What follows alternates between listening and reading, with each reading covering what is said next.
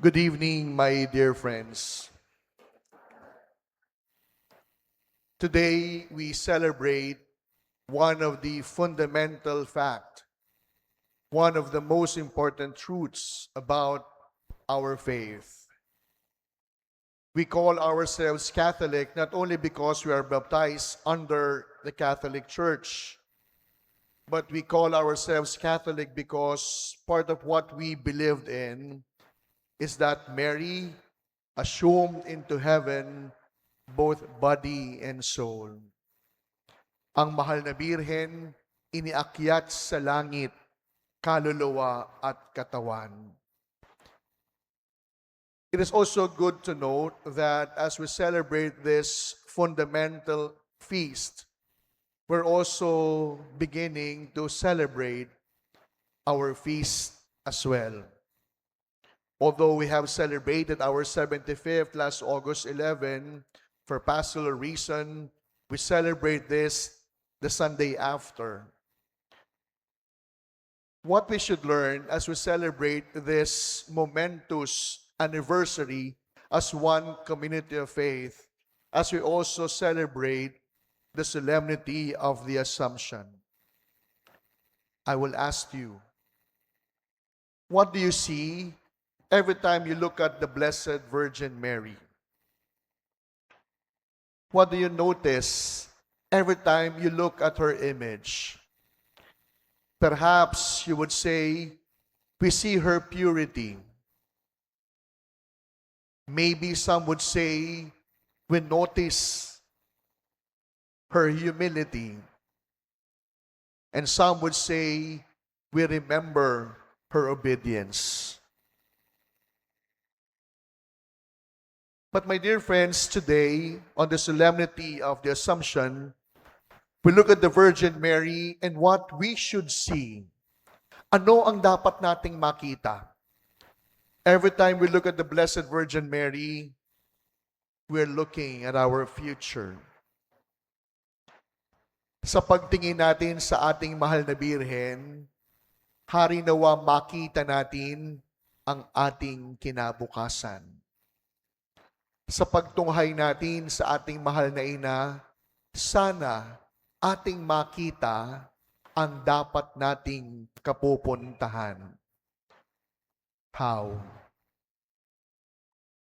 We see Virgin Mary because how Mary was raised into heaven to share in the divine life is our real destiny that awaits all followers of Jesus. Remember, my dear parishioners, we're not up for the hell. Hindi tayo dapat sa impyerno. Hindi tayo para sa impyerno. Para tayo sa langit. Pako is not our real home. This world is not do we belong. Because our real home, our true destiny, is up there in heaven. Kaya alam nyo, mga minamahal ko, mga kaparokya, kung meron po sanang dapat inaambisyon tayo, sana turuan din natin yung ating mga anak, yung ating mga kabataan, na kapag tinanong anong gusto mong maging paglaki, sana wag lamang nilang sagutin maging piloto, maging doktor, maging teacher. Sana bata matanda, laging asimin, ano ang gusto mo? Makapunta sa langit. Because heaven is our home. To reach heaven must be our destiny. And so we ask ourselves, how do we reach heaven? Paano tayo makakarating sa langit? It's just quite absurd and unfortunate and even ironic, in fact. We want to be with God. We want to reach heaven, and yet our lives, even our ways, are not destined to heaven. Sigurado, pag nagpasabi ako ng taas ang kamay ng gustong pumunta sa langit, sigurado lahat tayo magtataas ng kamay, although hindi tayo sure, ha? Baka sabihin niyo, Father, huwag niyo pong lahatin. Pero gusto nating mapunta ng langit, iba naman ang itinuturo ng ating bawat pinipili. Ibang langit yung gusto natin. Langit ng kasalanan, langit ng bisyo, langit ng materialismo, langit na pinagkakaloob ng mundo.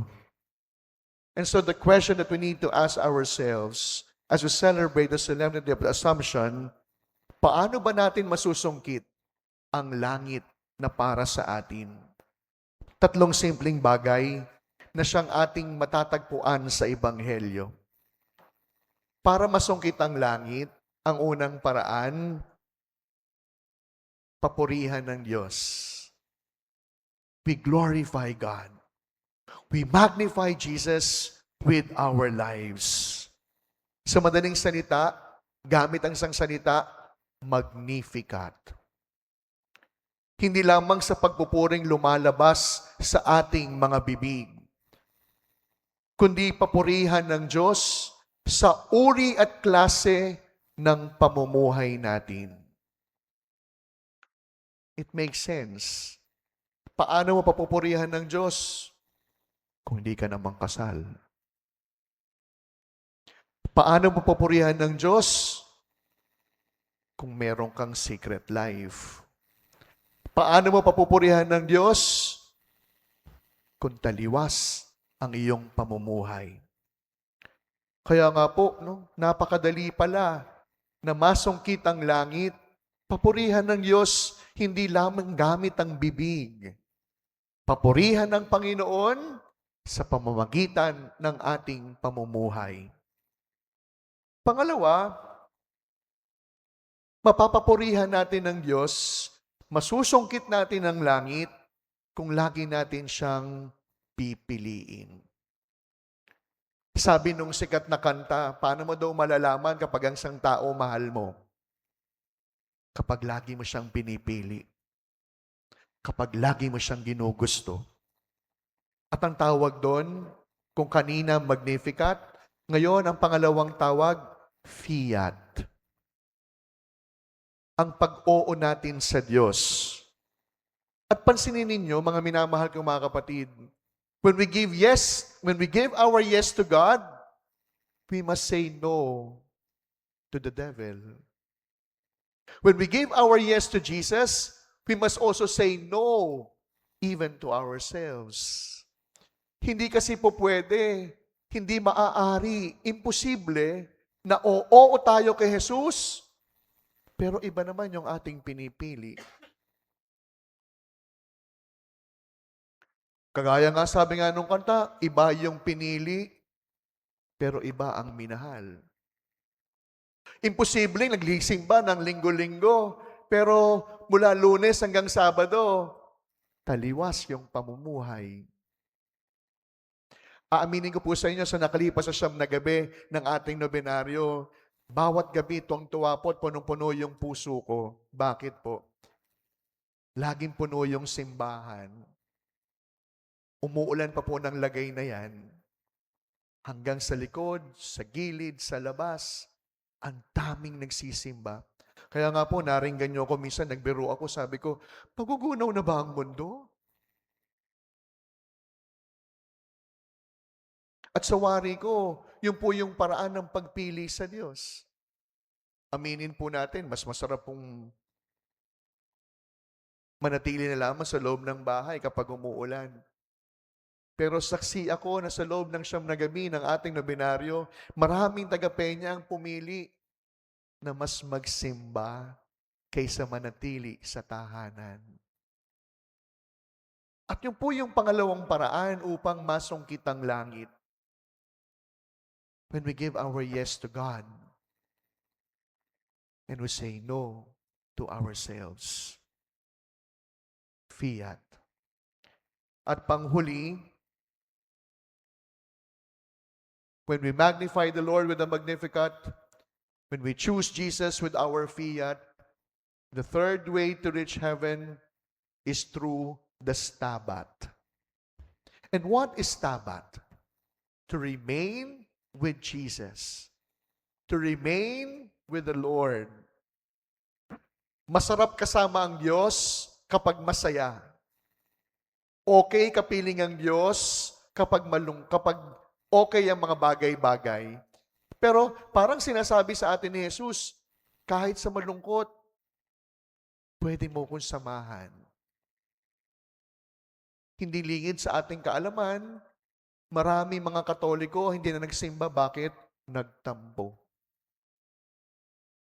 Maraming mga tagasunod ni Jesus na hindi na nagsisimba. Bakit? Sumuko. Maraming mga dati nagsisimba na minsan nasaktan, ayun, hindi na bumalik ng parokya. That is why the third way to reach heaven is not only by way of glorifying God. It's not only by way of giving our yes to Jesus, but the last way to follow Jesus, to reach heaven, is to stay with Jesus at the foot of the cross.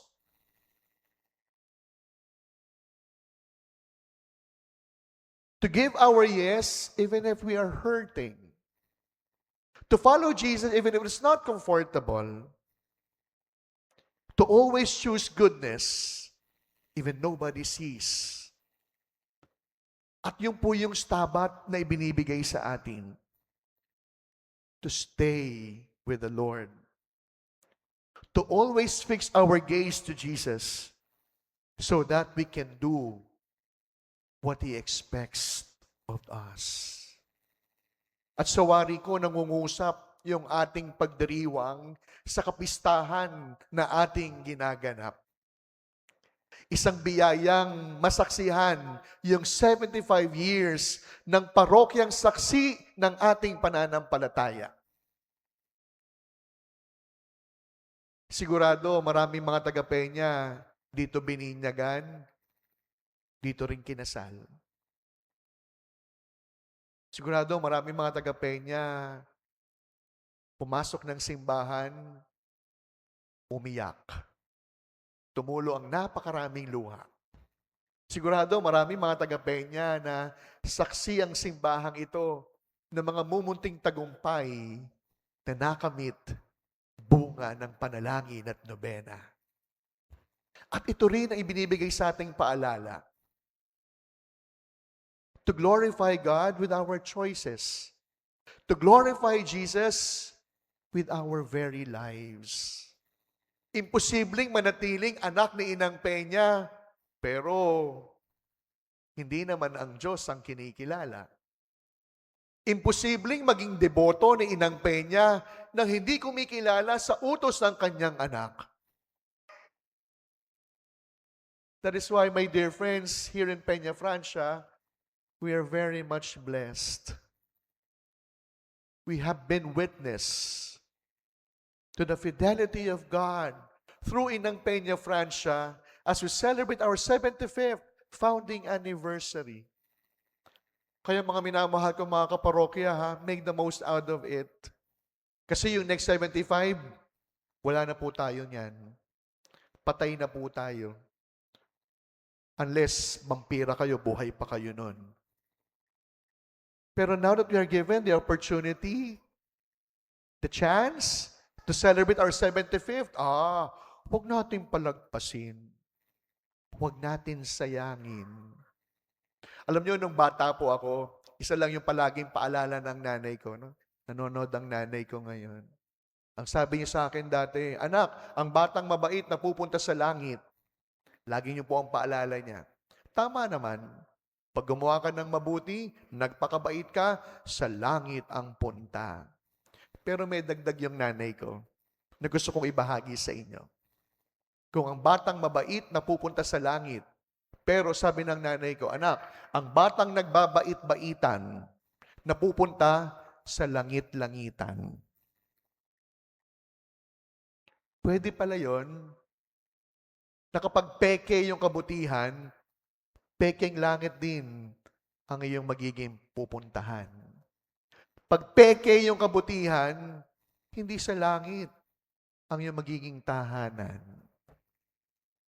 As we continue our celebration, my dear friends, our solemnity, our anniversary, is also a celebration of hope. Why hope? Whatever happened to the Blessed Virgin Mary will also happen to us. If only we are faithful, if only we are like the Blessed Virgin Mary, we can also reach heaven, our true destiny. Kaya sa pagpapatuloy po ng ating pagdiriwang, hindi siguro kalabisan kung hihingin natin sa Diyos sa tulong ni Inang Peña, Panginoon, mahal na Ina, tulungan mo akong makapunta sa langit. At araw-araw ng ating buhay, yun dapat ang maging goal natin.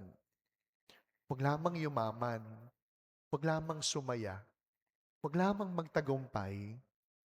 Maganda ang mga bagay na ito, pero huwag nating kakalimutan, laging pangarapin, laging asamin, laging gustuhin ang makapunta sa langit. Kagaya ng paalala ng nanay ko, ang batang mabait napupunta sa langit. At ang batang peke ang pagkakaging mabait napupunta sa langit-langitan.